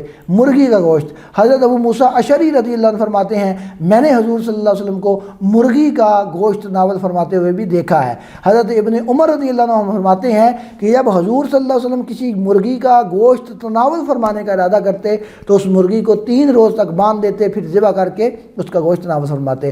سرخاب کا گوشت، حضرت علی فرماتے ہیں ہم نے حضور صلی اللہ علیہ وسلم کی معیت میں سرخاب پرندے کا گوشت کھایا ہے۔ خرگوش کا گوشت ہے، ابن قیم نے لکھا ہے رسول کریم صلی اللہ علیہ وسلم اونٹوں، بھیڑوں، مرغیوں، سرخابوں، خمار وحشی، خرگوش اور سمندر کے جانوروں کا گوشت تناول فرمایا کرتے تھے، تو اس میں وہ سارے جانور آ جاتے ہیں۔ حضرت انس سے مروی ہے کہ حضور صلی اللہ علیہ وسلم کی خدمت میں خرگوش کی ایک ران پیش کی گئی تو حضور صلی اللہ علیہ وسلم نے اسے قبول فرمایا اور تناول بھی فرمایا۔ اسی طرح خرگوش کا گوشت کھانے کے بارے میں اور بھی ایک حدیث مروی ہے، آگے ہے چکور کا گوشت۔ حضرت انس فرماتے ہیں حضور صلی اللہ علیہ وسلم کی خدمت میں چکور یا کبک کا پیش کیا گیا۔ سرکار دو عالم صلی اللہ علیہ وسلم نے دعا مانگی، اے الہی ایسے شخص کو لے آ جو تیری مخلوق میں تجھے بہت زیادہ محبوب ہے، وہ میرے ساتھ یہ پرندہ کھائے۔ حضرت علی المرتضیٰ تشریف لائے اور آپ نے حضور صلی اللہ علیہ وسلم کے ساتھ یہ کھانا کھایا۔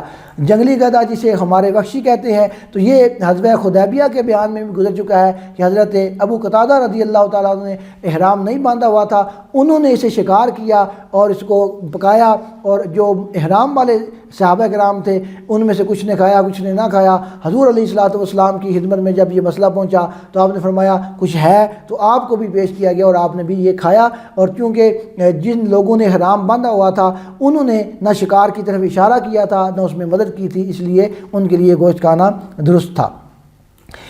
دماغ کا کھانا، حضرت سعد بن عبادہ رضی اللہ عنہ فرماتے ہیں میں حضور صلی اللہ علیہ وسلم کی خدمت میں ایک تھالی اور دماغ سے بھرا ہوا پیالہ لے آیا۔ تو یہ جو برین ہے یہ بھی سنت سے ثابت ہے۔ حضور صلی اللہ علیہ وسلم نے مجھ سے اس کے متعلق پوچھا، میں نے عرض کی میں نے 40 ایسے جانور ذبح کیے ہیں جو جگر والے تھے، تو میں نے اس بات کو پسند کیا کہ آج حضور صلی اللہ علیہ وسلم کو ان کا دماغ کھلا کر میں سیر کروں۔ آپ صلی اللہ علیہ وسلم نے اسے تناول فرمایا اور حضرت سعد بن عبادہ کو دعاؤں سے نوازا۔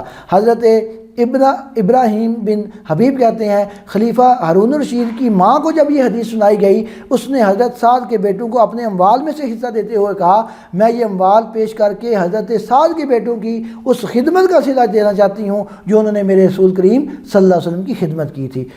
حضور نبی کریم صلی اللہ علیہ وسلم کی جو پسندیدہ حلویات ہیں، میٹھی چیزیں، التفیصل یہ ایک حلوے کا نام ہے۔ حضرت ام ایوب فرماتی ہیں میں نے کبھی نہیں دیکھا کہ حضور صلی اللہ علیہ وسلم نے کوئی خاص کھانا پکانے کا حکم دیا ہو یا کسی کھانے کی مذمت کی ہو۔ میرے شوہر ابو ایوب نے مجھے بتایا کہ حضرت سعد بن عبادہ نے تفیصل یہ ایک قسم کا حلوہ ہے حضور صلی اللہ علیہ وسلم کی خدمت میں بھیجا، آپ نے بڑے شوق سے اسے تناول فرمایا۔ میں نے کسی اور کھانے کی طرف یہ رغبت نہیں دیکھی، اس لیے ہم اکثر پھر آپ کے لیے وہ تیار کیا کرتے تھے۔ ہریسہ یہ دانوں کو کوٹ کر ان کے ساتھ گوشت ملا کر ایک کھانا تیار کیا جاتا ہے۔ حضرت مطر الوراق سے مروی ہے کہ حضور صلی اللہ علیہ وسلم پچنے لگواتے تو آپ صلی اللہ علیہ وسلم کے لیے یہ کھانا تیار کیا جاتا۔ حضرت ام ایوب سے بھی یہ مروی ہے کہ ہم کبھی کبھی آپ صلی اللہ علیہ وسلم کے لیے ہریسہ پکایا کرتے اور حضور صلی اللہ علیہ وسلم اسے پسند فرماتے۔ رات کے وقت حضور نبی کریم صلی اللہ علیہ وسلم کے دسترخوان پر 5 یا 10 آدمی شرکت کرتے۔ حضرت اسد بن زرارہ بھی حضور صلی اللہ علیہ وسلم کے لیے ہریسہ بھیجا کرتے۔ جس رات حضرت اسد بھیجتے حضور صلی اللہ علیہ وسلم کو انتظار ہوتا، آپ صلی اللہ علیہ وسلم پوچھتے کہ کیا وہ پیالہ آ گیا ہے؟ ہم عرض کرتے ہیں ہاں آ گیا ہے، تو آپ فرماتے لے آؤ۔ آپ فرماتی ہیں کہ اس سے ہمیں پتہ چل گیا کہ حضور نبی کریم علیہ السلام اسے پسند فرماتے ہیں۔ اس کے بعد ایک ہے ہیس، کھجور، گھی اور پنیر کا حلوہ۔ ایک دن حضور صلی اللہ علیہ وسلم نے فرماتی ہیں کہ میرے ہاں تشریف لا کر پوچھا کھانے کی کوئی چیز ہے؟ میں نے ایک بڑا پیالہ آگے بڑھایا جس میں ہیس تھا۔ میں نے عرض کی یا رسول اللہ یہ میں نے حضور کے لیے چھپا کر رکھا تھا۔ حضور صلی اللہ علیہ وسلم نے اسے تناول فرمایا۔ تو یہ حضرت ام المومنین عائشہ صدیقہ رضی اللہ تعالی عنہا کا ہے۔ حضرت عائشہ فرماتی ہیں کہ ایک دن ایک صحابی نے ہماری طرف ہیس بھیجا، وہ میں نے حضور صلی اللہ علیہ وسلم کے لیے رکھ دیا۔ جب آپ تشریف لائے تو میں نے عرض کی یا رسول اللہ فلاں صحابی نے ہیس بھیجا تھا، وہ میں نے آپ کے لیے چھپا کر رکھ دیا۔ حضور صلی اللہ علیہ وسلم نے فرمایا آج میں نے روزے کی نیت کی تھی لیکن وہ نفلی روزہ تھا، اس لیے میں اس کو توڑتا ہوں، اور آپ نے وہ کھانا پھر تناول فرما لیا۔ وطیہ کھجور کے دانے سے گٹھلی نکال کر اسے دودھ میں گوندھا جاتا ہے، یہ بھی ایک کھانا ہے، یہ بھی ثابت ہے۔ اسی طرح جشیشہ موٹی موٹی گندم پیس کر ہانڈی میں ڈالا جاتا ہے، اس پر کھجور یا گوشت کا اضافہ کر کے پکایا جاتا ہے، اس کو دشیشہ بھی کہتے ہیں۔ یہ بھی سرکار دو عالم صلی اللہ علیہ وسلم کی سنت سے ثابت ہے۔ ایک حریرہ اور اسیبہ کھانا ہے، یہ بھی آپ صلی اللہ علیہ وسلم کو پیش کیا گیا۔ حریرہ وہ مٹھائی ہے جو دودھ سے بنائی جاتی ہے، اور اسیدہ وہ مٹھائی ہے جو آٹے سے بنائی جاتی ہے۔ حضرت عبداللہ بن بصر رضی اللہ عنہ فرماتے ہیں حضور صلی اللہ علیہ وسلم ہماری دعوت پر ہمارے گھر تشریف لے آئے، آپ صلی اللہ علیہ وسلم کے لیے ایک کپڑا بچھایا گیا، اس پر آپ تشریف فرما ہوئے، اور پھر جو ان کو کھانا پیش کیا گیا وہ کھانا کیسا تھا کہ آٹا تھا جسے پانی اور نمک میں گوندھا گیا تھا، اور آپ صلی اللہ علیہ وسلم کے سامنے جب رکھا گیا تو آپ نے فرمایا اللہ کا نام لے کر شروع کرو، اور ابتدا اس کھانے سے کرو جو کناروں سے لگا ہوا ہے، اور درمیان کی اونچی جگہوں کو اس کے حال پر رہنے دو، اس میں برکت ہوتی ہے، اور پھر آپ نے ان کے لیے دعا فرمائی۔ اسی طرح سرید ہے، حضرت ابن عباس رضی اللہ عنہ فرماتے ہیں سرید حضور صلی اللہ علیہ وسلم کے پسندیدہ کھانوں میں سے تھا، کبھی یہ روٹی سے تیار کیا جاتا اور کبھی ہیس سے۔ حضرت زید بن ثابت فرماتے ہیں ہجرت کے بعد سب سے پہلا مدینہ ہدیہ جو حضور صلی اللہ علیہ وسلم کی بارگاہ میں پیش کیا گیا وہ میں اپنی والدہ کی طرف سے لے کر حاضر ہوا، یہ ایک بڑا پیالہ تھا جس میں سرید تھی جو روٹی اور گھی سے تیار کی گئی تھی۔ جبن اور پنیر، حضرت ابن عمر رضی اللہ عنہ فرماتے ہیں غزوہ تبوک کے سفر میں حضور صلی اللہ علیہ وسلم کی خدمت میں نصارہ کا بنایا ہوا انصار کا بنایا ہوا پنیر پیش کیا گیا، یہ بھی عرض کی گئی یہ وہ طعام ہے جسے مجوس نے بنایا ہے۔ سرکار دو عالم صلی اللہ علیہ وسلم نے چھری منگوائی، بسم اللہ شریف پڑھا، اسے کاٹ کر تناول فرمایا۔ حضرت انس رضی اللہ عنہ فرماتے ہیں کہ حضور صلی اللہ علیہ وسلم کی دعوت کی گئی اور جو کی روٹی اور پگھلی ہوئی چربی پیش کی گئی۔ اس طرح مکھن اور کھجور ہے، پھر دودھ اور کھجور ہے، یہ کھانے جو حضور نبی کریم علیہ الصلوۃ والسلام تناول فرمایا کرتے تھے۔ ایک حلوہ تیار کیا حضرت عثمان غنی رضی اللہ تعالیٰ عنہ نے، اور وہ آپ کی خدمت میں پیش کیا کہ یہ ایسا حلوہ ہے جسے گندم کے آٹے، گھی اور شہد سے اہل عجم بناتے ہیں، تو یہ بھی ثابت ہے۔ اسی طرح کے اور کھانے ہیں۔ سرکہ کے بارے میں فرمایا کہ یہ بہترین سالن ہے، اس کا واقعہ پہلے بھی گزر چکا۔ حضرت ام ہانی فرماتی ہیں ایک دن حضور صلی اللہ علیہ وسلم ہمارے ہاں تشریف فرما ہوئے، پوچھا کھانے کے لیے کچھ ہے، تو سوکھی روٹی کے چند ٹکڑے اور سرکہ کے بغیر وہ کچھ نہ تھا۔ حضور صلی اللہ علیہ وسلم نے فرمایا یہی لے آؤ، جس گھر میں سرکہ موجود ہو اس گھر کے بارے میں یہ نہیں کہا جا سکتا کہ یہاں کوئی سالن نہیں ہے۔ اس طرح ستو کا کھانا، تلوں کی کھل اور اس طرح کے کھانے جو ہیں یہ حضور نبی کریم علیہ الصلوۃ والسلام سے ثابت ہیں۔